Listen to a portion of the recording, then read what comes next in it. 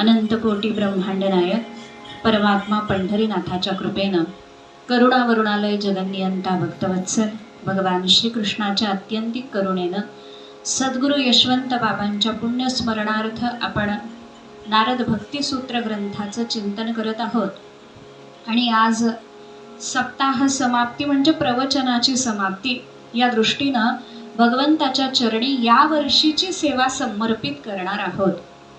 आणि या वर्षीची सेवा समर्पित करताना आतापर्यंत जे 6-7 सूत्र झाले ते पुढच्या वर्षीपर्यंत सगळ्यांच्या लक्षात राहावेत अशी भगवंताच्या चरणी आपण विनंती सुद्धा करणार आहे, प्रार्थना सुद्धा करणार आहे। ती सूत्र लक्षात राहावीत म्हणजे काय व्हावं, ती सूत्र जीवनामध्ये उतरावीत आणि उतरून जीवनामध्ये आपलं कल्याण सिद्ध व्हावं म्हणून आपण भगवंताशी असं प्रार्थना करून ठेवायची आहे। आपण पाहत होतो काल 2 सूत्र एका वेळेस आपण विचारार्थ घेतले होते। तस्मिन् अनन्यता तद विरोधेषु उदासीनताच अन्याश्रयाणां त्यागो अनन्यता। तस्मिन् अनन्यता, तस्मिन् अनन्यता म्हणजे कस्मिन् अनन्यता, भगवंताच्या विषयी अनन्यता। तद विरोधेषु उदासीनताच, जे जे भगवत भक्तीला अनुकूल आहे ते आपण जीवनामध्ये आणायचंय नारद महर्षी म्हणतात। आणि तद विरोधेषु उदासीनताच, जे जे भगवत भक्तीला मारक आहे, नष्ट करणार आहे भक्तीला, त्या सगळ्याचा आपण त्याग करणं हे भक्ताचं लक्षण आहे किंवा ही भक्ताची जबाबदारी आहे।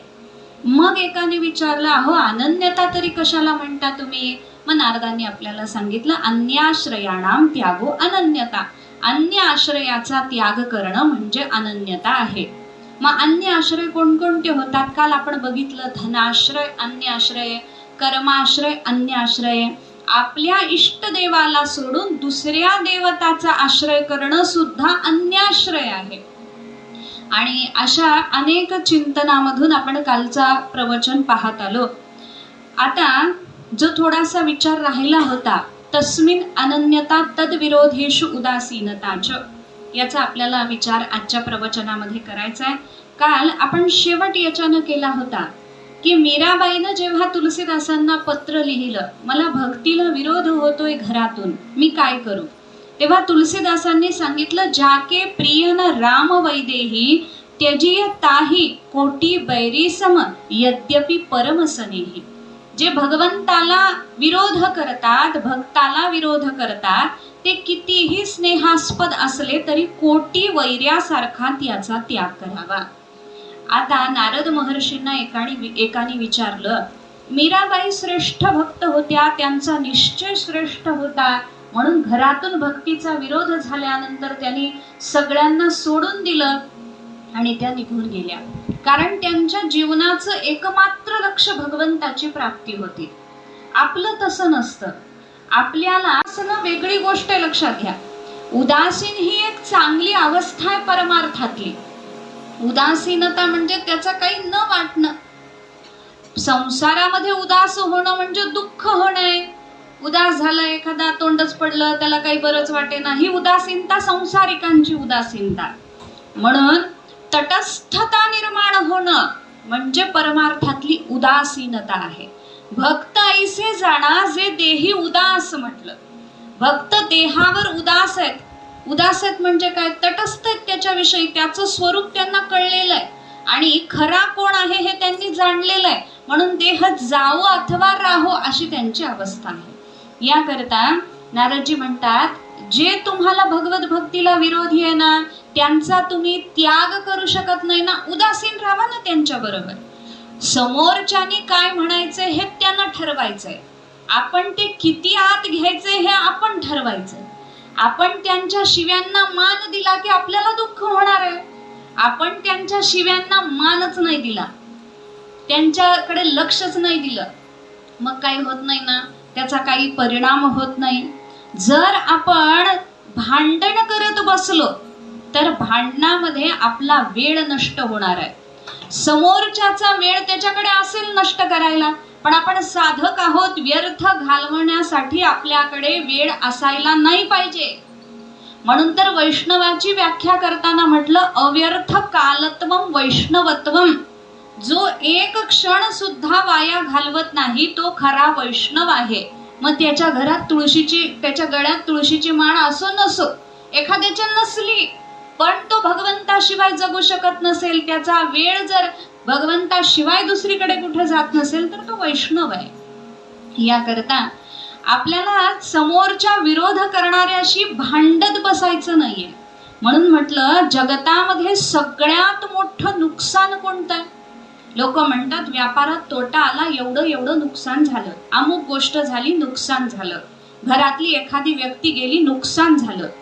पण खरं नुकसान कशामध्ये आहे? शास्त्रकारांनी आपल्याला सांगितलं सा हानी तन महश्चिद्रम सा चांद जड मूढता यन्मुहूर्तम क्षणम वापी वासुदेवम न चिंतयेत. सगळ्यात मोठी हानी, सगळ्यात भयंकर दोष, अंधत्व, जडत्व हा माणसाला कधी लागतो दोष? जेव्हा भगवंताचं चिंतन एक क्षणभर सुटून जातं. तो सगळ्यात मोठा नुकसान आहे. आपल्या लक्षात घ्या, भगवंताचं चिंतन सुटणं. असे कितीतरी संत आहेत ज्यांचा एक क्षण सुद्धा भगवंताच्या शिवाय जात नव्हता. म्हणून परमार्थामध्ये येणारी जी विघ्न आहेत ना, त्या विघ्नांना जाणणं आणि त्यापासून दूर राहणं हे सुद्धा अनन्यतेचं लक्षण आहे. तस्मिन अनन्यता तद विरोधेषु उदासीनताच. मग परमार्थामध्ये कोणकोणती विघ्न असतात ज्याच्यापासून आपण सावध राहिलं पाहिजे? म्हणजे 4 अनर्थ साधकाच्या जीवनामध्ये येऊ शकतात. कोणते कोणते? पहिला अनर्थ आहे दुष्कृती जात अनर्थ. दुष्कृती म्हणजे पाप. जर आपण काही पाप केलेला असेल किंवा करत असू तर त्याचा परिणाम काय होतो? आपल्या वासना वाईट व्हायला लागतात, वासना दुष्टतेकडे जायला लागतात, आपल्याकडून निंदा व्हायला लागते, आपल्याकडून छल व्हायला लागतो समोरच्याचा, कपटानं व्यवहार व्हायला लागतो आपल्यामधून. हे सगळं जेव्हा आपल्याकडून होत असेल किंवा असं करावाशी इच्छा निर्माण होत असेल, लक्षात ठेवावं की पापानं आपल्यावर प्रभाव टाकायला सुरुवात केली आणि सावधान झालं पाहिजे तेव्हा. म्हणून पहिला अनर्थ सांगितला दुष्कृती जात अनर्थ. पाप प्रभावानं माणसाकडून चोरी, निंदा, छल, कपट हे सगळं होत असतं. याच्यापासून सावध राहायचंय. दुसरा आहे सुकृती जात अनर्थ परमार्थातला. सुकृती म्हणजे पुण्य. पुण्यानं सुद्धा परमार्थात अनर्थ येतात. म्हणजे काय? पुण्य जास्त झालं की माणसाला धन मिळायला लागतं, यश मिळायला लागतं, कीर्ती मिळायला लागते. आणि जेव्हा ते जास्त होतं तेव्हा माणूस देवाला विसरतो आणि त्याच्याच मागं लागतो. म्हणून भागवतामध्ये धनाचे 15 अनर्थ सांगितले. माणसाकडे धन असेल तर 15 अनर्थाला त्याला तोंड द्यावं लागतं. पहिलं ते मिळवण्यासाठी कष्ट, दुसरं ते नीट ठेवण्यासाठी कष्ट, गेलं तरी दुःख, असे अनेक अनर्थ धनाला लागलेले असतात. म्हणून जर पुण्य प्रभावानं यश, कीर्ती, ऐश्वर्य, प्रतिष्ठा मिळाली तरी सुद्धा भगवान दूर होण्याची शक्यता असते. म्हणून साधकानं सावध राहिलं पाहिजे. पुढचा अनर्थ भक्तीतला सांगितला अपराध जात अनर्थ. आपल्याकडून अनेक प्रकारचे अपराध जर झाले तरीही भगवान आपल्याला मिळत नाही. कोणकोणते अपराध? शास्त्र म्हणतं जीवापराध सुद्धा साधकाकडून झाला नाही पाहिजे. म्हणजे काय? एखाद्या जीवाला उगीच दुखावलं, मारलं, काही त्रास दिला तर तुम्ही 24 तास नामस्मरण जरी करत असाल तरी ते फलद्रूप होत नाही जर एखाद्या निष्पाप जीवाला आपण त्रास देत असू. म्हणून जीवाला दिलेला एखादा त्रास तो जीवापराध सुद्धा आपल्याला भगवंतापासून दूर करतो. भक्तापराध सुद्धा आपल्याला भगवंतापासून दूर करतो. जर आपल्याकडून भक्ताचा अपराध झाला, वैष्णवाचा अपराध झाला तरी सुद्धा भगवान आपल्याला भेटत नाही. किती सूक्ष्म आहे बघा परमार्थ. कधी कधी आपण जो अपराध करतो वैष्णवांचा तो आपल्याला कळत सुद्धा नाही. म्हणे ज्याच्या गळ्यामध्ये तुळशीची माळ आहे त्याला वक्र दृष्टीनं पाहिलं तरी वैष्णव अपराध घडतो. वाकड्या नजरेनं त्याला पाहिलं. आणि पंढरपुरातले कितीतरी लोक असे आहेत जे वारकऱ्यांना सरळ सरळ शिव्या देतात. मग ही स्तब्धता, जडता का निर्माण होते? बघा तुम्ही, परमार्थातली सुद्धा अशी काही माणसं असतात जे खूप परमार्थ करताना दिसतात, पण त्यांचं जीवन असतं ना ते असं शुष्क झालेलं असतं. त्यात भक्तीचा भाव नसतो. नुसते मोठे मोठे शब्द येतात पण भक्तीचा भाव नसतो. प्रेमळता त्यांच्या मनामध्ये भगवंताबद्दल नसते. नुसता वेदांत बोलला जातो. ही शुष्कता का निर्माण होते? जर भक्ताचा अपराध झाला तर भक्तीचा रस अंतःकरणातून आटून जातो आणि मग शुष्कता जीवनामध्ये निर्माण होते. म्हणून परमार्थ अत्यंत सूक्ष्म आहे. भगवान कुणी जरी भक्ताचा अपराध केला तरी त्याला क्षमा करत नाही. भागवतामध्ये एक कथा येते. ब्रह्मदेवांना असं वाटलं एकदा की भगवान सगळ्या गोपाळांचं उष्ट खातात. मधुमंगल नावाचा एक भगवंताचा सखा होता. त्याचं उष्ट ताक भगवंतानी पिलं. साधं सुध केलं, पिलं नाही. त्यानं खूप दिवसाचं ताक आणलं होतं. भगवंतानी सगळ्यांना शिदोरे आणायला सांगितलं होतं. त्याला वाटलं अनेक दिवसाचं आंबट झालेलं ताक देवाला कशाला द्यायचं, म्हणून त्यानं भराभर ते ताक पिलं आणि ते ताक पिताना त्याचे ओघळ त्याच्या गळ्यावर आले. भगवंताला त्याचा प्रसाद घ्यायचा होता म्हणून भगवान त्याच्या जवळ गेले, त्याची मान धरली, ते चाटायला सुरुवात केली जे गळ्यावर आलं होतं. ते पाहिलं ब्रह्मदेवाने. ब्रह्मदेव आता मोठे ब्राह्मण आहेत ना, म्हणून ब्रह्मदेवाने विचार केला, उच्चिष्ट भोजन श्वानः, दुसऱ्याचं उष्ट खाऊ नये असं शास्त्र सांगतं आणि एवढा मोठा परमात्मा अवताराला आला धर्माची संस्थापना करण्यासाठी आणि उष्ट खायला लागला दुसऱ्याचं. मग हा नक्की परमात्मा आहे का नाही असा भ्रम झाला. कुणाला? ब्रह्मदेवाला. जो ब्रह्मदेव भगवंताची गर्भस्तुती करायला देवकी मातेच्या समोर आला होता कारागृहामध्ये आणि मोठी गर्भस्तुती करून गेला होता ब्रह्मदेव, त्याला मोह झाला. आणि मोह झाल्यानंतर त्यांनी काय केलं, ते गोपाळ जे होते ना सगळे चोरून नेले. म्हणजे जे शिदोरी घेऊन काला करायला आले होते त्या गोपाळांना सत्य लोकामध्ये नेऊन ठेवलं. जी वासरं त्या गोपाळांबरोबर होती तीही सत्य लोकामध्ये नेऊन ठेवली. आणि भगवंतानी ते जाणलं आणि मग भगवंतानी सगळ्या गोपाळांचं रूप घेतलं, वासरांचं, गायींचं रूप घेतलं. सत्य लोकामध्ये एक क्षणभर थांबून ब्रह्मदेव इकडं बघायला आले की इथं काय झालंय. तोपर्यंत इकडे 1 वर्ष निघून गेलं होतं.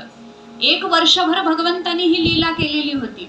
कुणाला संशय सुद्धा आला नाही की ही पोरं आपली नाहीये. त्यांच्या आयांना संशय सुद्धा आला नाही.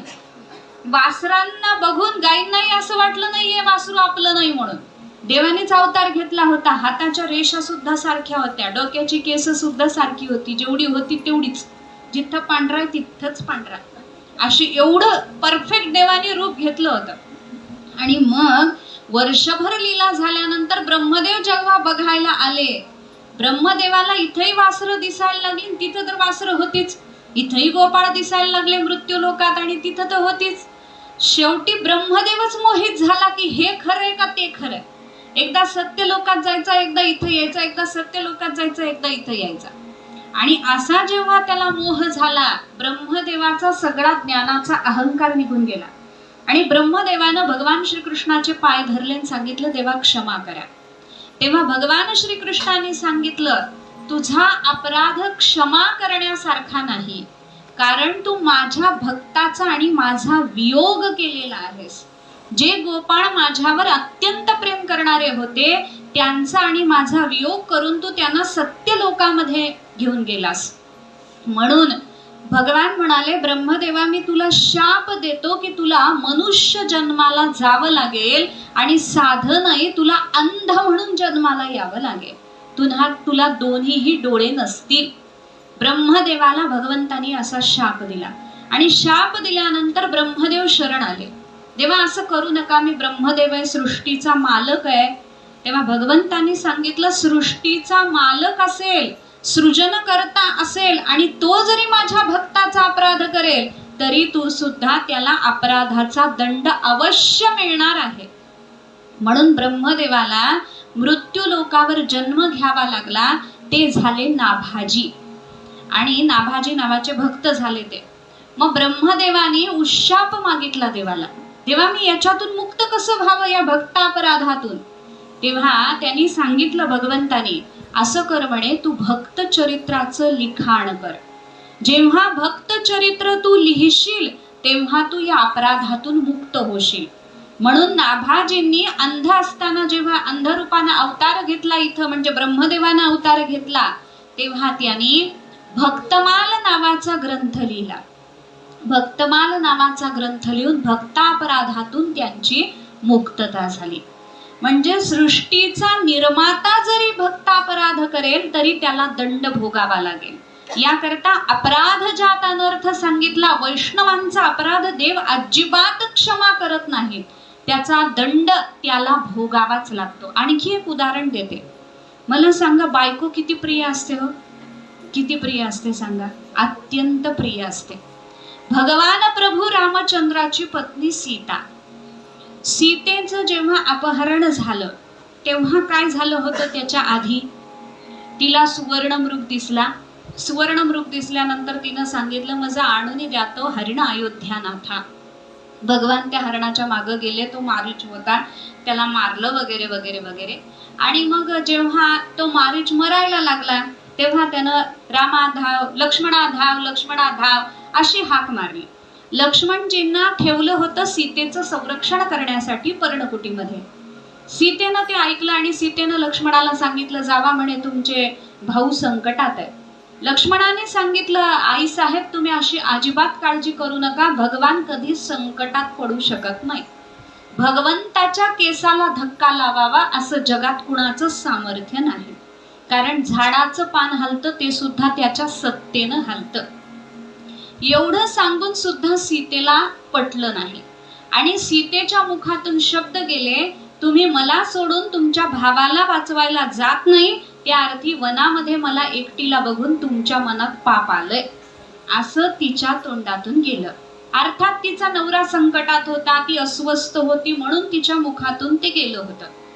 आणि त्यानंतर रावणानं तिचं अपहरण केलं, अशोक वाटिकेमध्ये तिला नेऊन ठेवलं. प्रभूनं सीतेला खूप शोधलं. शोधल्यानंतर वानरसेना जमा केली, सुग्रीवाची भेट झाली. त्यानंतर हनुमानजींना मुद्रिका घेऊन अशोक वाटिकेमध्ये पाठवलं. हनुमानजी तिथं आले, मुद्रिका सीता मातेला दाखवली आणि सांगितलं, मैया, आता तुम्हाला नेण्याची वेळ आलेली आहे, भगवान तुम्हाला न्यायला येणार आहे. तेव्हा सीता मातेच्या मुखात वाल्मिकी महर्षींनी शब्द घातले, हनुमंता, तुला मी एक गुप्त गोष्ट सांगते म्हणे, अभिज्ञानम प्रवक्ष्यामि. मी एक गुप्त गोष्ट तुला सांगते. एकदा असं झालं होतं म्हणे, मी आणि प्रभू रामचंद्र दोघं एकांतामध्ये होतो आणि प्रभू रामचंद्रांनी सुंदर अशी फुलं पाहिली. त्यांनी ती फुलं तोडली आणि त्या फुलांचा शृंगार माझ्या डोक्यामध्ये ते करायला लागले. त्यांनी मला गजरा घातला डोक्यामध्ये. आणि तेवढ्यात इंद्राचा पुत्र जयंत कावड्याच्या रूपानं तिथं आला आणि त्यानं माझ्या नखाला टोच मारली. टोच मारल्याबरोबर भगवंतानी ते पाहिलं आणि भगवंतानी ते पाहिलेलं आहे हे इंद्राच्या पुत्रांनी जयंतानी पाहिलं. जयंतानी भगवंताला पाहून तो घाबरला आणि तो कावड्याच्या रूपामध्ये होता, वेगानं उडून गेला. उडून गेल्यानंतर भगवान त्याला शोधण्यासाठी भगवंतानी काय केलं म्हणे, बाण घेण्याचा सुद्धा वेळ देवाला नव्हता म्हणून एक गवताची काडी घेतली, ब्रह्मास्त्राचं संधान केलं, त्या गवताच्या काडीलाच ब्रह्मास्त्र बनवलं आणि ते ब्रह्मास्त्र त्या जयंताच्या दिशेनं जिथं कुठं त्रैलोक्यात तो असेल तिथं त्याला ते लागावं या दृष्टीनं त्यांनी ते फेकलं. फेकल्यानंतर ते ब्रह्मास्त्र जिथं जिथं तो जयंत जातोय तिथं तिथं त्याचा पाठलाग करत फिरतय. आणि मग त्यांना उपदेश केला नारदानी जयंताला की देवाचे पाय धर तरच तू वाचशील, नाही तर तू वाचू शकत नाही. मग जयंत शरण आला. जयंत शरण आल्यानंतर भगवान संतापले होते आणि अस्त्र सोडलेलं होतं. रामाचा शब्द आणि रामाचा बाण कधी वाया जात नाही.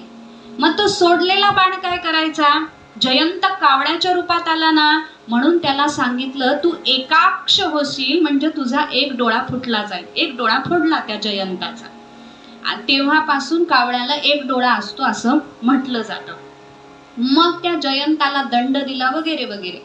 मग सीता माता हनुमानजींना सांगते की तुम्ही मला सांगताय आता मला न्यायची वेळ आलेली आहे, प्रभू रामचंद्र रावणावर स्वारी करणार आहेत, मला नेणार आहेत, हे तुम्ही कशाच्या मुद्द्यावर सांगताय, कशाच्या प्रमाण काय आहे त्याला? तेव्हा हनुमानजींनी सांगितलं, मैया आतापर्यंत तू कुठे आहेस हेच भगवंताला माहित नव्हतं, आता तुझा पत्ता लागलेला आहे, आता मुद्रिका दिलेली आहे म्हणून तुला न्यायची वेळ झालेली आहे. सीता माता म्हणते, म्हणूनच मी ही गोष्ट तुला सांगितली हनुमानजी, जयंताचा पत्ता काय यांना कोणी सांगितला नव्हता. एका बाणानं एका गवताच्या काडीला ब्रह्मास्त्र बनवून त्रैलोक्यामधून त्याला हुडकून काढण्याचं सामर्थ्य रामजी मध्ये होतं. जर तीच काडी जयंताने काय केलं होतं, नुसतं माझ्या नखाला टोच मारली होती, चोच मारली होती, तर त्याच्यासाठी ब्रह्मास्त्र केलं. आणि ज्या रावणाने मलाच उचलून नेलं त्या रावणाचा माझा पत्ता शोधण्यासाठी तुमची गरज पडली आहे ना. असं नाहीये म्हणे हनुमानजी, मी गुप्त गोष्ट सांगते, नीट ऐक. माझ्याकडून लक्ष्मणाचा अपराध झाला म्हणून भगवान मला नेत नाहीयेत म्हणे. भगवंताला माहितीये मी कुठे आहे. जो सर्वज्ञ आहे, ज्याला प्रत्येकाच्या मनातलं कळतं, ज्याला मुंगीचंही मनोगत ओळखता येतं, त्याला मी कुठे आहे हे कळू नये का त्याची अर्धांगिनी आहे मी. म्हणून आता काय कर हनुमानजी, इथून जेव्हा तू परत जाशील तेव्हा माझा नमस्कार सांग, पण फक्त रामजीला सांगू नकोस. अनुज सहित गहौ प्रभू चरणा. अनुज सहित म्हणजे त्यांच्या भावासहित त्यांना नमस्कार सांग आणि सांग की सीता मातेनं क्षमा मागितलेली आहे जो अपराध वैष्णवाबद्दल झाला. हनुमानजींनी ते ऐकलं. हनुमानजी सीता मातेचा निरोप घेऊन परत आले लंका दहन वगैरे सगळं झाल्यानंतर. आणि हनुमानजी जेव्हा भगवंताला नमस्कार करायला आले, भगवान रामप्रभू बसले होते एका शिळेवर आणि शेजारी लक्ष्मणजी होते. नमस्कार करताना एक हात हनुमानजींनी भगवंताच्या चरणावर ठेवला आणि दुसरा हात हनुमानजींनी लक्ष्मणजींच्या चरणावर ठेवला आणि सांगितलं, सीता मातेनं तुम्हाला दोघांनाही क्षमापूर्वक नमस्कार सांगितलेला आहे. एवढं जेव्हा भगवंतानी ऐकलं, भगवान लगेच शिळेवरून उठले, हात झटकले, सांगितलं, चला स्वारी करायचा मुहूर्त ठरलेला आहे, आता युद्ध करायचा मुहूर्त ठरलेला आहे. इतके दिवस मुहूर्त नव्हता का?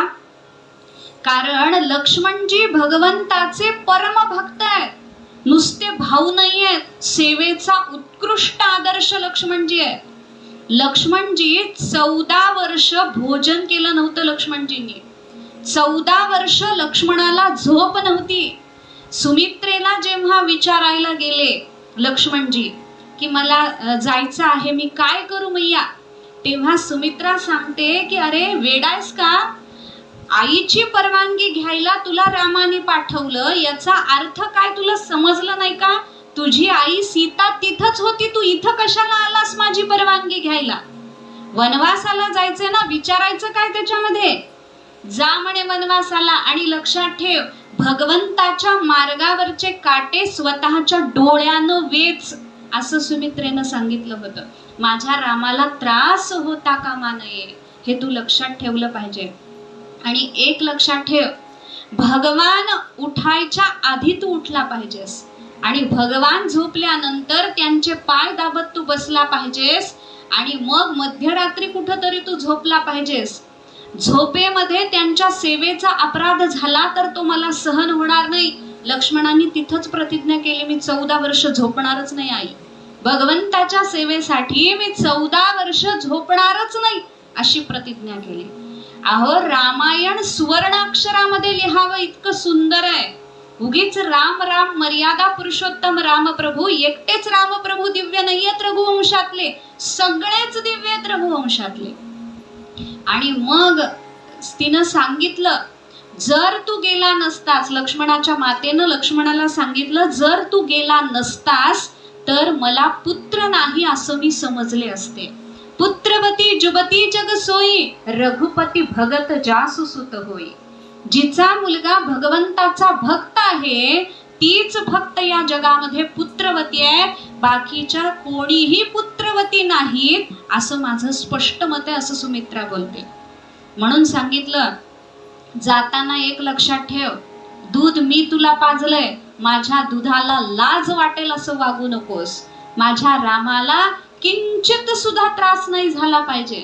लक्ष्मणजीने सांगितलं, आई मी तुला वचन देतो, रामप्रभूला कोणताही त्रास होणार नाही.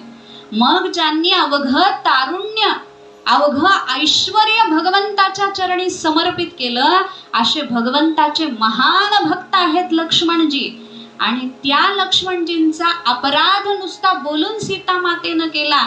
भगवंतानी दाखवलं, वैष्णवाचा अपराध करणारी माझी अर्धांगिनी असेल तरी तिला मी न्यायला जाणार नाही जोपर्यंत ती क्षमा मागणार नाही तोपर्यंत. म्हणून जेव्हा तिनं क्षमा मागितली तेव्हा भगवंतानी रावणाचा उद्धार केला आणि सीतेला परत आणलं. तेही कसं परत आणलं बघा, आधी अग्नी परीक्षा द्यायला लावली, तिला शुद्ध केलं आणि मग घेतलं पोट जवळ. का जवळ घेतलं? कारण तिनं भक्तापराध केलेला आहे, वैष्णवापराध केलेला आहे, ती शुद्ध झाली पाहिजे अग्नी परीक्षा घेऊन. मग तिला स्वीकारलं भगवंतानी. मग जो आपल्या पत्नीनं केलेला वैष्णवापराध क्षमा करत नाही, जो सृष्टीच्या निर्मात्यानं केलेला वैष्णवापराध भक्तापराध क्षमा करत नाही, तर आपण केलेला वैष्णवापराध क्षमा करेल का? नाही. म्हणून संकल्प करायचा, चुकून सुद्धा वैष्णवाच्या बद्दल मनामध्ये दुर्विचार नाही आले पाहिजेत. ते वाईट असतील, काय असतील, त्यांचं काय असेल, आपण त्याची चर्चा करायची नाही. आपण सगळीकडे परमात्मा बघण्याचा प्रयत्न करायचा. कोणताही कसाही वारकरी असू दे, त्याच्याबद्दल मनात वाईट विचार आणायचा नाही. ते त्यांच्यासाठी करायचं नाही, आपल्याला आपल्यासाठी करायचं. आपल्याला आपल्या शुद्ध भावनेचं फळ असतं, लक्षात घ्या. आपल्या भावनेलाच परमात्मा फळ देत असतात. म्हणून भक्तीमधला तिसरा अपराध सांगितला, अपराध जात अनर्थ. जर वैष्णवांचा अपराध केला तरी भगवान दूर होतो, जीवापराध केला तरी भगवान दूर होतो. जर भगवंताचा अपराध झाला, भगवद अपराध, तरी भगवान दूर होतो. भगवद अपराध कसा होतो?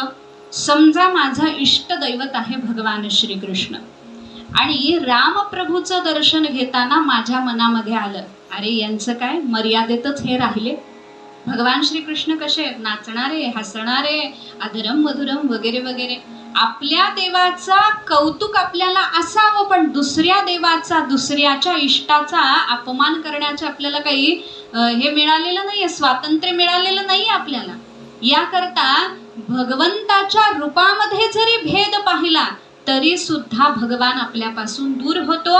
भक्त अपराध आणि भगवत अपराध हे संलग्न आहेत जवळजवळ. कसे संलग्न आहेत बघा. समजा कथा सांगताना, कृष्ण चरित्र सांगताना मी रामाची निंदा केली. जेव्हा आपण कथेला बसतो, सत्संग जिथं होतो तिथं फक्त आपणच असतो असं नाही, तिथं सगळे भक्त असतात.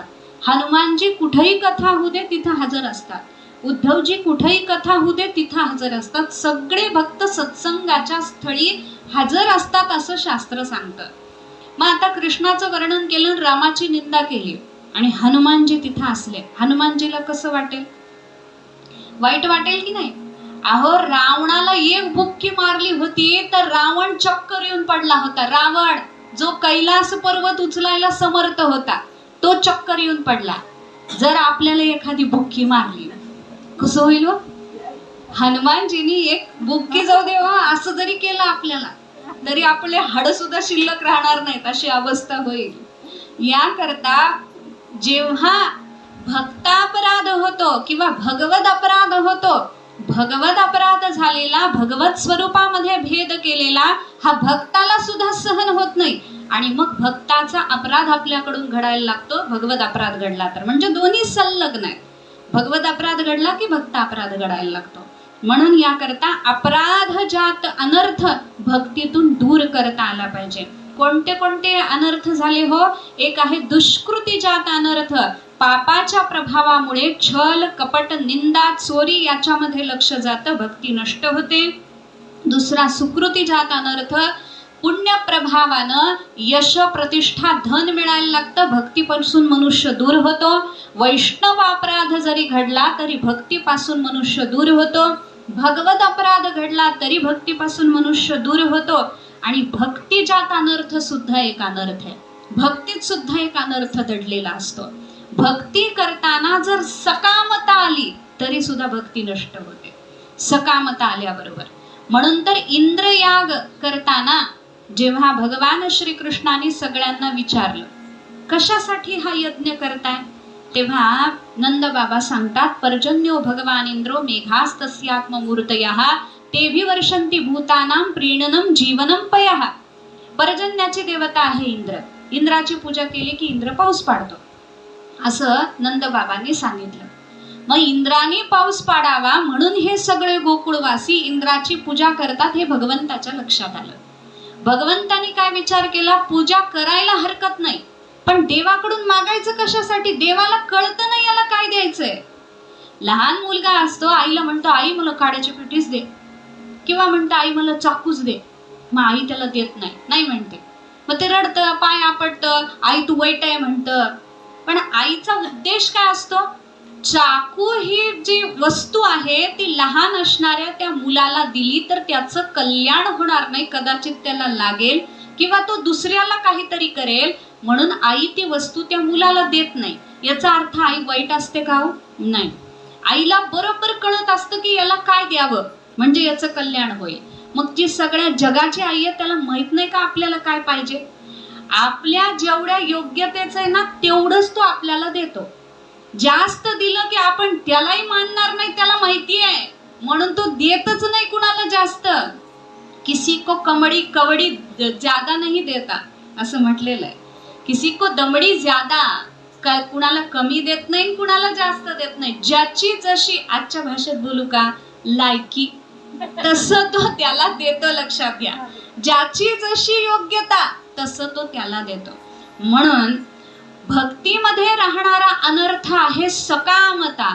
देवाकडून कसली तरी इच्छा, देवाची भक्ती करायची आहे ना कशासाठी, देवासाठी करायची आहे. तुझी संतुष्टी व्हावी, माझं मन प्रसन्न राहावं, तुझ्याशिवाय मला कोणी नाहीये, माझ्याशिवाय तुला कोणी नाही, अशी अवस्था देवा तुझी झाली पाहिजे. अरे बघ ना एवढे लोक आहेत त्यात मी तुला आठवतो देवा, माझे जरा आभार मान असं म्हणलं पाहिजे देवाला. म्हणून भक्तीची सुरुवातच होते प्रभोर अहम, मी भगवंताचा आहे. दुसरी अवस्था आहे मम प्रभुः, भगवान माझे आहे.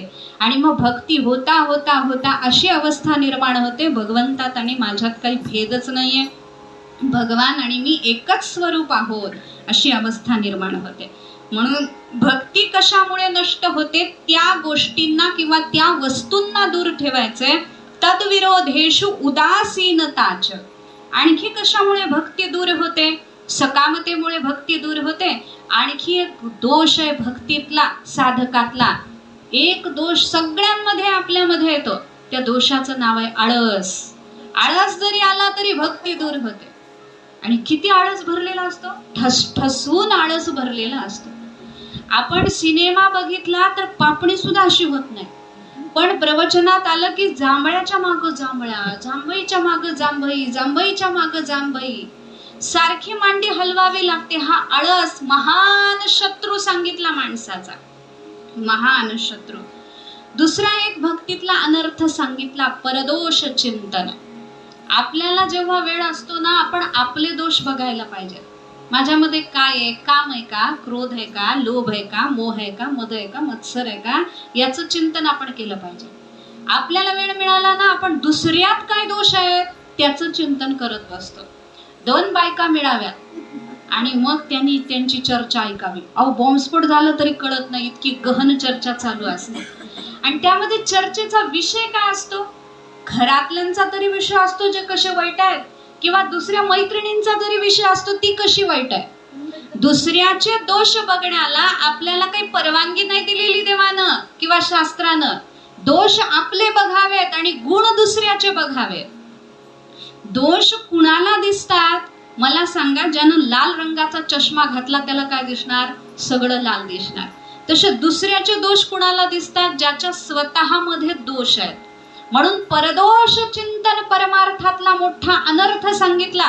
परदोषाचं चिंतन नाही झालं पाहिजे. आणखी काय काय परमार्थातून दूर झालं पाहिजे, तद्विरोधेषु उदासीनताच. परमार्थाला काय काय विरोधी आहे, 6 गोष्टी विशेषत्वानं परमार्थाला विरोधी सांगितल्या. अत्याहार प्रयासश्च प्रजल्पो नियमाग्रहः जनसंगंच लौल्यंच षड्भिर्भक्तिः विनश्यति. या 6 गोष्टीनं भक्ती नष्ट होते. कोणत्या कोणत्या? पहिला आहे अत्याहार, म्हणजे भरपूर खाणं. भरपूर खाणं म्हणजे जेवढं पोटाला लागते तेवढं खायला शास्त्राने परवानगी दिली आहे. पण काही जणांना अशी सवय असते, दिसतंय ना समोर, काय होऊ द्या, तिकडं बीपी वाढू दे, शुगर वाढू दे, काय व्हायचं ते होऊ दे, पण ते पोटात गेलं पाहिजे. अत्याहार शास्त्रामध्ये नको सांगितला. जिभेवर नियंत्रण पाहिजे. असं म्हटलंय, रसना 2 काम करते, एक भोजनाचं आणि दुसरं बोलण्याचं. आणि या दोन्ही गोष्टीत माणसाचा सगळ्यात जास्त वेळ जातो. याकरता ज्याला जिभेवर विजय प्राप्त करता आला त्याला परमार्थ करणं अधिक सोपं जातं. मग या जिभेवर कसा काय विजय प्राप्त करायचा? म्हणजे हिला बोलायची सवय आहे ना या जिभेला, मग तिची सवय तशीच राहू द्यायची. पण काय बोलायचं? बोलावा विठ्ठल, पहावा विठ्ठल. बोलू द्या ना तिला, पण भगवंताविषयी बोलू द्या, शास्त्राविषयी बोलू द्या. म्हणून तिला अत्याहार करू द्यायचा नाही, संसारातला अत्याहार करू द्यायचा नाही तिला. प्रयासश्च, प्रयास सुद्धा परमार्थामध्ये बाधक आहे. कोणता प्रयास? अत्याधिक संपत्ती वाढवण्याचा प्रयास. भगवंतानी दिलंय ना, असं नाही सांगितलं शास्त्राने की तुम्ही गरीबच राहावा, तुम्ही असंच राहावा तसं. जोडून या धन उत्तम व्यवहारे सांगतात ना संत आपल्याला. उत्तम व्यवहारानं धन जोडा, पण ते धन जोडताना परमार्थाला बाजूला ठेवून नुसतं गाढवासारखं ओझं वाहू नका. कारेदास होसी संसाराचा खर म्हटलं. गाढवासारखं ओझं वाहू नका या संसाराचं. मूळ उद्देश लक्षामध्ये ठेवा. हा संतांचा सांगण्याचा उद्देश आहे. याकरता अत्याहार प्रयासश्च, प्रजल्पो, व्यर्थ बडबड ही परमार्थामध्ये नसावी. नियमाग्रह, बऱ्याच जणींना सवय असते, माळ घेतली आहे, सद्गुरूची दीक्षा झाली आहे, सद्गुरूनं जे सांगितलेले ते नियम करायचेच करायचे. पण तिनं एक व्रत केलं म्हणून आपण ते करायचं. ती काय करते? गुरुवारच करते, तेही आपण करा. ती शुक्रवार करते, तेही आपण करा. ती आणखी चतुर्थी करते, तेही आपण करा. काही जणींचे 7ही दिवस उपवास असतात आणि ते उपवास करायचा आहे ना, कमी बोलण्याचा उपवास करावा. चांगले नियम घ्यायला हरकत नाही. उपवास करायचा आणि सतत भांडी आपटायची, याला काय अर्थ आहे लक्षात घ्या. म्हणून चांगल्या गोष्टीचा उपवास शब्दाचा अर्थ काय आहे? भगवंताच्या जवळ वास करणं म्हणजे उपवास आहे. मला खरं सांगा, एकादशीला आपण किती वेळ देवाजवळ बसतो आणि किती वेळ किचन मध्ये राहतो. पापड्याच तळतो, शेंगदाण्याचे लाडूच करतो, खजूरच खातो सारखं. आणि काय माहिती काय, एकादशीला इतकी भूक लागते आपल्या सगळ्यांना, पोटच भरत नाही, सारखं लक्ष तिकडच लागतं. म्हणून उपवास तो खरा आहे जेव्हा भगवंताच्या जवळ आपण राहतो, वास करतो. म्हणून जे नियम दिलेले आहेत सद्गुरूनं, ज्याच्यामुळे आपलं कल्याण होणार आहे तेवढंच करायचं. अति नियम सुद्धा घ्यायचे नाही. मग आपण नियमातच अडकून बसतो. नियम कशासाठी आहेत? नियम भक्ती वाढवण्यासाठी आहे. ती नुसती क्रिया करायची नाहीये, ड्युटी करायची नाहीये. लोक म्हणतात सकाळी 8 वाजल्यापासून रात्री 8 वाजेपर्यंत आम्ही नामस्मरण करतो. असतील असे करणारे, पण त्यांना एकतर त्याच्यामध्ये दंभ असतो. सगळ्यांना म्हणत नाही मी, पण काही जणांना त्याच्यामध्ये एकतर दंभ असतो की आम्ही एवढं नामस्मरण करतो, आम्ही एवढं नामस्मरण करतो. भरपूर नामस्मरण करावं, पण ते किती प्रेमानं होतंय हे फार महत्वाचं आहे. नाही तर उगीच माळा वडायच्या भराभरा होऊन एकदा संपून लोक म्हणतात तरी कसं बघा ना, पटकन भजन करून घेऊ मग निवांत भोजन करू असं म्हणतात. पटकन आता भजन आवरू आणि मग निवांत भोजन करू, हे उलट असायला पाहिजे. पटकन एकदा भूक शमवून टाकू आणि मग शांतपणे भजन करू, जे कुणी आपल्याला अडवणार नाही अशा ठिकाणी एकांतामध्ये जाऊन भजन करू. म्हणून नियमाग्रह, दुसऱ्याचे नियम आपण घेणं हे असता कामा नये. वामन पंडितांनी एक ग्रंथ लिहिला आणि तो ग्रंथ तुकोबारायांनी वाचावा असं त्यांच्या शिष्याची इच्छा होती. तुकोबारायांसमोर त्यांचा शिष्य गेला आणि वामन पंडितांचा तो ग्रंथ घेऊन सांगितला, आमच्या गुरु महाराजांनी फार चांगला ग्रंथ लिहिलाय, जरा ऐका तरी तुम्ही. तुकाराम महाराजांना नाही म्हणता आलं नाही. थंडीचे दिवस होते, अशी घोंगडी घेतली त्यांनी. घोंगडी घेतल्यानंतर तो वाचायला लागला आणि हे शांत बसले. त्याला वाटलं ऐकतातच आहे. मग त्यानं बराच वेळ तुकाराम महाराज हो म्हणत नाहीत, नाही म्हणत नाहीत म्हणून ती घोंगडी अशी काढून बघितली तर दोन्ही बोट अशी कानात घातली होती तुकाराम महाराजांनी आणि बसले होते. मग त्या शिष्याने विचारलं, का हो, हे सुद्धा देवाचंच आहे ना, चांगलंच आहे ना, ऐकायला काय हरकत आहे? तुकाराम महाराजांनी सांगितलं, रामकृष्ण हरी मंत्राशिवाय, भगवान पंढरीनाथाशिवाय, गीता आणि भागवताशिवाय आम्हाला दुसऱ्या कशाची आता गरज नाही. आम्हाला दुसरं ऐकायची गरज नाही. ज्याच्यानं आमची निष्ठा ढळणार आहे. एखाद्यानं आता समजा आपल्याला एक साधना सांगितली आहे सद्गुरूंनी, दुसरा कोणीतरी आला आणि त्यानं दुसऱ्याच एका साधनेचं वर्णन केलं, आपल्याला काय वाटतं, अरे याच्यानं काही होईना, जरा ते करून बघावं, म्हणून हे आपण सोडून देतो ते करायला लागतो. तिथंही आपली निष्ठा नसते, हेही जातं तेही जातं. याकरता निष्ठेनच एक मार्ग धरला ना, बरोबर त्या गंतव्यापर्यंत, प्राप्तव्यापर्यंत आपण पोहोचू शकतो. एकाच मार्गानं चालत राहिलं पाहिजे. मग लोक म्हणतात, आम्ही एवढं नामस्मरण करतो, काहीच परिणाम होत नाही, देवाची एक झलक सुद्धा नाही दिसत, असं का होतं? बऱ्याच जणांना असा प्रश्न पडतो. आपलं काय माहितीये का, आपण नामस्मरण करतोय ते देवापर्यंत पोहोचतोय, पण आपण पापाचे खड्डे करून ठेवलेले. आता एखाद्या ठिकाणी पाणी पोचायचं असेल, मध्ये खड्डा असेल तर पाणी आधी त्या खड्ड्यात जातं, तो खड्डा भरतो आणि मग पाणी पुढं जातं.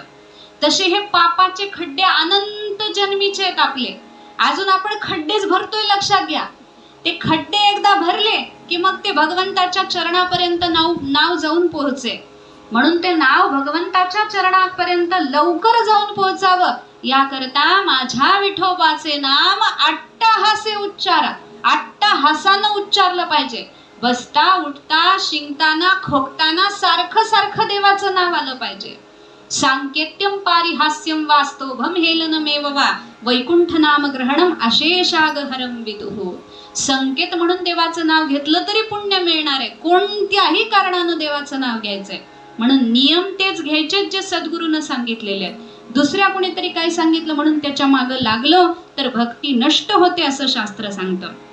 पुढं भक्ती कशानं नष्ट होते? जनसंगंच. काल आपण बघितलं, दुस्संगतीमध्ये जर आपण राहिलो तरीही भक्ती नष्ट होते. लौल्यंच, अधिक लोभानं सुद्धा भक्ती नष्ट होते. म्हणून भक्तीमध्ये अधिक लोभ असू नये. या 6 गोष्टींना त्यागलं तर भक्ती लवकर प्राप्त होऊ शकते. आणि भक्ती प्राप्त झाली म्हणजे तद्विरोधेषु उदासीनता झाली आणि तस्मिन अनन्यता झाली तर मग योगक्षेमाचं वहन भगवान करतात. मग काही बघायची गरज नाही. एक चक्रजी नावाचे भक्त होते, अतिशय श्रेष्ठ भक्त. देवाशी काहीतरी संबंध जोडावा असं त्यांनी ऐकलं आणि त्यांनी देवाशी संबंध जोडला की भगवंताचा मी मोठा भाऊ आहे आणि भगवान माझे लहान भाऊ आहे, असा त्यांनी संबंध देवाशी जोडला. मग आता लहान भावाला कसं बोललं जातं, रागावून बोलायचं, कधी काय बोलायचं, असं ते भगवंताशी बोलायचं. आणि एकदा त्यांना अशी इच्छा, विद्वान होते मोठे, त्यांना अशी इच्छा झाली की आपण जगन्नाथपुरीला जावं आणि 2 महिने तिथं राहून एखादा ग्रंथ आपण लिहावा. आता जगन्नाथपुरीत कुणाची ओळख नाही, काय करावं? त्यांच्या लक्षात आलं, अरे दुसऱ्या कुणाची ओळख कशाला पाहिजे, आपला धाकटा भाऊ आहे ना तिथं. कोण? म्हणे जगन्नाथ भगवान. धाकटा भाऊ आहे तो आपला, त्यालाच पत्र लिहू. म्हणून त्यांनी पत्र लिहिलं. त्यांनी पत्रामध्ये असं लिहिलं, अरे जगन्नाथा, तू बरेच दिवस झालं तुझ्याकडे आलो नाही, 2 महिने तुझ्याकडे येऊन राहायचं म्हणतोय, माझी सगळी व्यवस्था करून ठेव, मला न्यायला ये, असं त्यांनी लिहिलं. लिहिताना असं मनात नाहीये की तो देव आहे, कसा प्रगट होईल, तो आपला भाऊ आहे एवढंच त्यांना माहिती आहे, धाकटा भाऊ आहे एवढंच त्यांना माहिती आहे. त्यांनी ते पत्र लिहिलं, पत्र पाठवलं. पत्ता लिहिला, जगन्नाथ मंदिर, जगन्नाथपुरी, उडीसा, असं पत्र लिहून पाठवलं. मला सांगा, ते पत्र मंदिरात गेलं असेल का? गेलं असेल का? पोस्टमननी वाचलं असेल तेव्हा कशाला तो काय कोणीतरी वेड्याने लिहिलं असं त्याला वाटलं असेल. ते पत्र गेलं का नाही देवाकडे याची चर्चाच करायची गरज नाही, गेलंच नसणार आहे ते. आणि मग त्या दिवशी जेव्हा तारीख दिली होती त्याच्यावर तारीख लिहिली होती, अमुक अमुक तारखेला मी येणार आहे, तू स्टेशनवर घ्यायला ये. ते गाडीमध्ये बसले. कलियुगातली घटना आहे, फार लांबची नाही, अलीकडचीच घटना आहे. आणि ते बसले, स्टेशनवर पोहोचले. पोहोचल्यानंतर बघायला लागले इकडं तिकडं कोणी आहे का. तेवढ्यात एक सुंदर तिलक लावलेला मनुष्य तिथं आला आणि त्यानं नमस्कार केला आणि सांगितलं, दादा मी तुम्हाला घ्यायला आलोय, सगळी व्यवस्था तुमची झालेली आहे. हात धरला त्यांचा. हात धरल्यानंतर चक्रजींनी विचारलं, तू जगन्नाथ आहेस ना? थरथर त्या हाताने त्याने सांगितलं, हो दादा, यायला 5 मिनिट उशीर झाला, माफ करा म्हणे, पण तुमची सगळी व्यवस्था केलेली आहे. आणि मग त्या चक्रजींनी जगन्नाथाच्या पाठीवर अशी थाप टाकली आणि सांगितलं, राहू दे रे, लहान पोरं अशीच खोडकर असतात, धाकट्या भावांना खोड्या करायच्या सवयच असते म्हणे, पण केलीस ना सगळी व्यवस्था? सगळी व्यवस्था केली आहे म्हणे. 2 महिने ते जगन्नाथपुरीमध्ये राहिले. त्यांना वेळच्या वेळी जेवण पोहोचत होतं, राहायची अति सुंदर व्यवस्था होती. 2 महिने तिथं राहून त्यांनी ग्रंथ पूर्ण केला. जगन्नाथाच्या मंदिरामध्ये ते गेले. गेल्यानंतर आता भाऊ आहे ना तो धाकटा, त्याला सांगितलं, हे बघ म्हणे छोट्या, हे ग्रंथ लिहून झालेला आहे, जरा बघ बरं. भगवंताच्या समोर तो ग्रंथ ठेवला आणि ग्रंथ ठेवल्यावर नमस्कार केला. नमस्कार करून सांगितलं, हा सगळा ग्रंथ वगैरे झालेला, आता येतो. तेवढ्यात एक मनुष्य आला. त्यानं मोठी दक्षिणा त्या चक्रजींना दिली आणि सांगितलं, तुम्ही ग्रंथ लिहिला ना, तुम्ही 2 महिने इथं सेवा केली ना, म्हणून ही दक्षिणा तुम्ही घ्या. त्यांनी ती दक्षिणा घेतली आणि ते निघाले. जाता जाता विचार आला, छोटा भाऊ कसा आहे म्हणे, निरोप द्यायला सुद्धा आला नाही. असा नुसता विचार आला. पुन्हा जगन्नाथजी समोर प्रगटले आणि सांगितलं, दादा माफ करा, निरोप द्यायला आलेलो आहे. 2 महिने तुम्ही इथं राहिलात, सुंदर ग्रंथ आहे, मी वाचलेला आहे, तुमचा ग्रंथ जगामध्ये प्रकाशित होईल अशी मी सगळी व्यवस्था करतो. आणि सांगितलं, पुन्हा यायचं असेल तरी असं पत्र लिहित जावा, तुमची सगळी व्यवस्था होईल. बघा बरं, भगवंताला पत्र लिहिलं. भगवान धाकटा भाऊ आहे ही त्यांच्या मनाची स्थिती आहे, पण ते पत्र लिहिताना इतका विश्वास आहे की भगवान आपली सगळी व्यवस्था करणारच आहे. हे चमत्कार आजही कलियुगामध्ये जर भक्तांनी अनुभवले असतील तर आपल्याला का बरं ते चमत्कार अनुभवता येणार नाही? मग आपलं चुकतंय कुठं? आपलं चुकतंय एवढं की आपला देवावर ठाम विश्वास नाहीये. एकदा संपूर्ण विश्वास त्याच्यावर टाकला, आज आत्ता या क्षणी भगवान प्रगट व्हायला तयार आहे. हरी व्यापक सर्वत्र समाना, प्रेम ते प्रगट होई मै जाना. म्हणून सांगितलं, तस्मिन अनन्यता तद विरोधेषु उदासीनताच. मग ही भक्ती दृढ होण्यासाठी भगवंतावर अनन्य राहिलं पाहिजे आणि भक्तीला विरोधी असणाऱ्या सर्व वस्तूचा, व्यक्तीचा, साधनाचा त्याग करून टाकला पाहिजे. म्हणून आपण आपल्या साधनाविषयीही अनन्य असावं, आपल्या इष्टदेवतेविषयीही अनन्य असलं पाहिजे असं शास्त्र सांगतं. जेवढं जेवढं भगवत आश्रित होण्यासाठी योग्य आहे तेवढं तेवढं आपल्या हातून घडलं पाहिजे. म्हणून नारद महर्षी आपल्याला सांगतात, अन्याश्रयाणाम त्यागो अनन्यता, तस्मिन अनन्यता तद विरोधेषु उदासीनताच. किती अनन्य असावं भगवत भक्तीमध्ये आपल्या इष्टाप्रती. एक छोटासा दृष्टांत सांगून आपण कथेला पूर्णविराम देणार आहोत. आमचे गुरुजी सांगायचे, वल्लभाचार्य वृंदावनला गेले. वृंदावनला गेल्यानंतर वल्लभाचार्यांनी पालखीमध्ये त्यांना शिष्यांनी घेतलेलं, मोठा तिलक लावलेला, सुंदर माळा आहेत गळ्यामध्ये तुळशीच्या, सगळा भक्त परिवार आहे, शिष्य परिवार आहे, पालखीमध्ये वल्लभाचार्यांना बसवलेलं आहे आणि वृंदावनामध्ये ते प्रवेश करायला लागले. मध्ये रस्ता कच्चा होता, शेती बाजूला होती.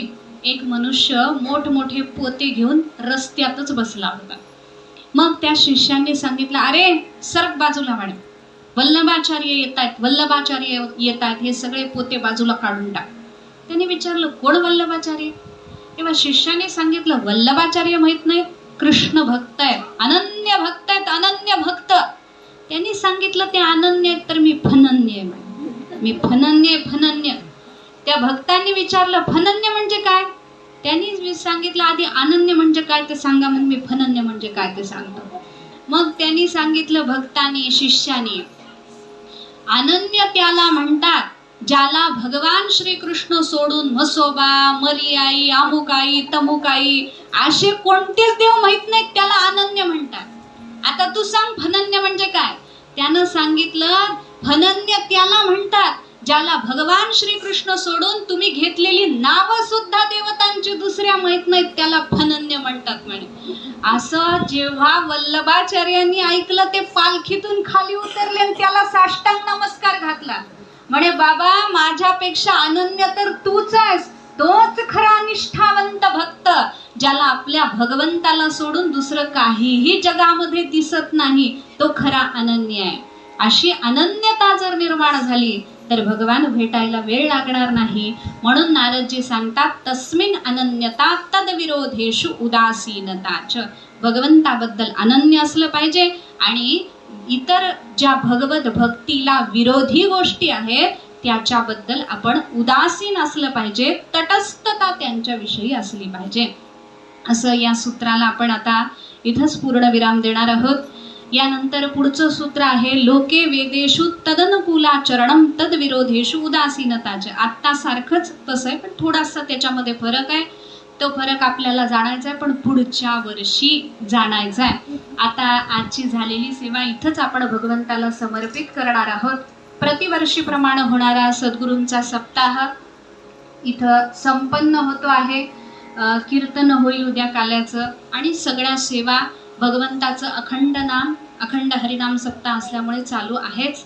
आणि हे सगळ्या कौलवार कुटुंबियांकडून असंच चालू राहावं अशी भगवंताच्या चरणी प्रार्थना आहे. सगळ्यांकडून भरपूर सत्कार्य घडावे, सद्गुरूची सेवा घडावी. वारकरी संप्रदायामध्ये आपण जन्माला आलेलो असल्यामुळे एका वारकऱ्याचं जे कर्तव्य आहे तेही आपल्याकडून घडलं पाहिजे. अखंड हरिनाम आपल्याकडून घेतलं गेलं पाहिजे, पांडुरंगाची सेवा झाली पाहिजे, सद्गुरूची सेवा झाली पाहिजे.